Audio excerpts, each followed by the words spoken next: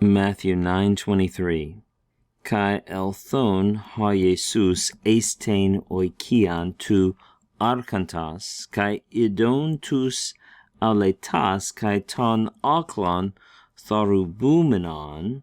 And then, of course, the sentence goes on, this is the temporal clause. When this happened, then Jesus said, so we just have the temporal clause here. We have these two temporal adverbial participles, elthon and idon, when he came and when he saw, right? So, and Jesus, and so Jesus is the subject of the verb that's coming up in the next verse. He said, but Jesus, when he came, elthon, that's just an aorist active participle.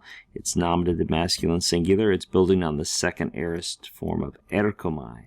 So when Jesus came into the house of the ruler, I'll remind you, we're resuming the story of the ruler whose daughter has died, right? We had that little intermission there in the middle dealing with the woman with the flow of blood, and now we're back to going to the ruler's house. So when Jesus came into the house of the ruler, and when he saw, that's building on the second aorist of harao. Harao is I see, and you memorized adon is I saw. Remember, second aorist participles don't have the augment. Take off the augment, take off the ending. That leaves us the second aorist stem, id, and present participle ending. Second aorist stem, present participle ending.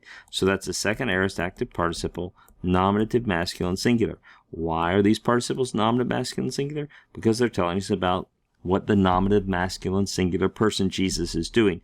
When he came into the house of the ruler, and when he saw the flute players and the crowd in turmoil, the crowd agitated, right? So I don't know if you noticed this construction, but we have a verb of perception followed by an accusative object here, ton aklon, and then we have a participle that matches that object, matches the noun, case number, and gender. It's from the verb tharubeo, which means to agitate or to throw into turmoil. Notice here we have the passive. This is just a present passive participle.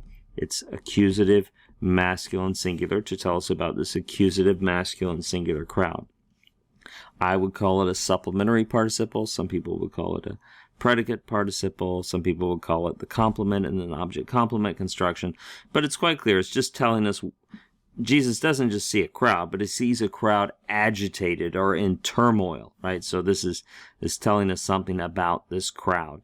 I think I'll just read through the whole verse one more time as we prepare for the next one. So, and when he came into the house of the ruler, and when he saw the flute players and the agitated crowd, Jesus, and then we continue on. What did he do? Let's see in the next verse.